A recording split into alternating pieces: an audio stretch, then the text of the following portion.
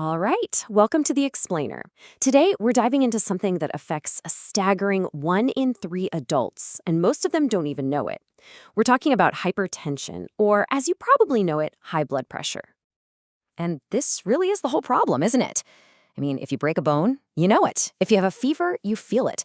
But high blood pressure, it doesn't really send up any flares. It can just lurk in the background for years. And that's precisely what makes it so dangerous. But it's also why just understanding it is such a huge first step toward taking control. Okay, so let's get right into it. When they wrap that cuff around your arm and pump it up, what are those two numbers they're actually measuring? To really get a handle on hypertension, we gotta decode what they mean. So here's a pretty good way to think about it. Picture your circulatory system as the plumbing in your house. That top number, the systolic pressure, that's the peak pressure when the pump, your heart, is in full force, pushing blood out. And the bottom number, the diastolic, well, that's the constant background pressure that's always there in the pipes, even when your heart is relaxing between beats. So the big question is, what causes this pressure to get too high in the first place? Well, for a small number of people, it's because of another medical issue. That's called secondary hypertension. But for the vast majority, we're talking over 90% of people, it's what doctors call essential hypertension. And really, that's just a fancy way of saying we don't know the single specific cause. It just kind of develops over time. Okay, now here's where things get really interesting.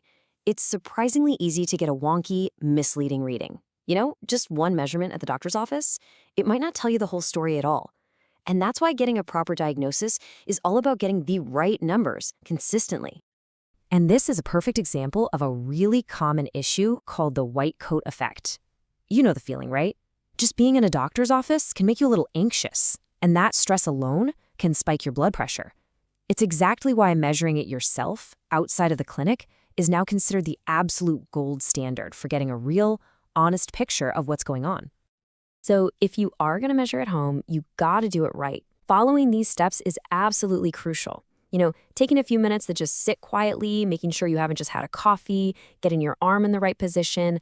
All these little things make a huge difference in making sure the numbers you're writing down are actually accurate. Okay, so why are we so obsessed with getting this number right?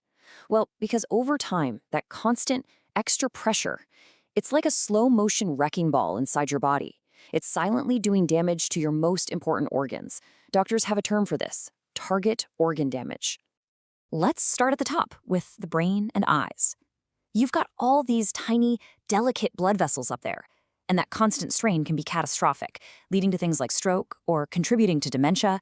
It can even cause direct damage to your retina and optic nerve, literally impacting your ability to see. And what about your heart? Well, it's taking a massive hit. Just imagine a muscle that's forced to lift a weight that's way too heavy all day, every day. What happens? It gets thicker, it gets enlarged. There's a medical term for it: left ventricular hypertrophy. And that constant strain can, you guessed it, eventually lead to heart failure, heart attacks, and chest pain. And believe it or not, the damage doesn't even stop there. We're talking about your body's entire filtration system, your kidneys, getting harmed, leading to chronic kidney disease. It messes with circulation all the way down to your feet and legs, causing something called peripheral artery disease. It can even affect blood flow pretty much everywhere, impacting things like sexual function. Okay, I know that all sounds incredibly grim, but here's the most important part of this whole story. All of this damage is largely preventable. You have two incredibly powerful tools to take back control. And the absolute foundation where it all starts is your lifestyle. And don't underestimate the power of this. Just look at this number. Simply adopting a healthier diet, like the DASH diet, which has been studied for years, can drop that top number by over 11 points on average. I mean, think about that. That's a bigger drop than what you get from a lot of single medications. And it's the exact same story with exercise. We're not talking about training for a marathon here. Just getting out for some regular, moderate activity makes your heart stronger and brings that pressure down by a lot. The impact of these simple things is it's undeniable. And check this out. If you're carrying some extra weight, losing even a small amount, we're talking just 9 pounds or so, can give you a huge, measurable benefit. Seriously, every single pound counts. Now, sometimes lifestyle changes alone aren't quite enough to get you to your goal. And that's where the second pillar of control comes in: modern medication. And it's important to see it not as a replacement for a healthy lifestyle, but as a really powerful partner to it. And the good news is, doctors have a whole toolkit of really effective options. These here are the most common first-line meds. They all work a bit differently. Some help relax your blood vessels, others help your body get rid of excess fluid, but the end goal is always the same, finding the exact right approach that's tailored just for you. And this is a really fascinating bit of research. Get this, sometimes adding a second medication at a low dose is actually 5 times more effective than just doubling the dose of the first one. So it's not always about more, it's about finding the right combination. All right, so how do we pull all of this together into a real plan? Because let's be clear, managing hypertension isn't a one-time fix. It's really about building a sustainable, long-term routine for your health.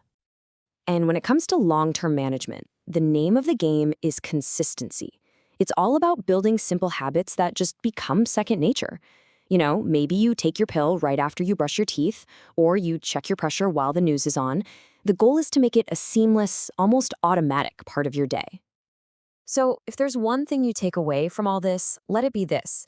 Getting a diagnosis of high blood pressure, it isn't a sentence. It's a starting line. It's an alert, really. It's the thing that gives you the chance to step up and take real active control of your health from this day forward.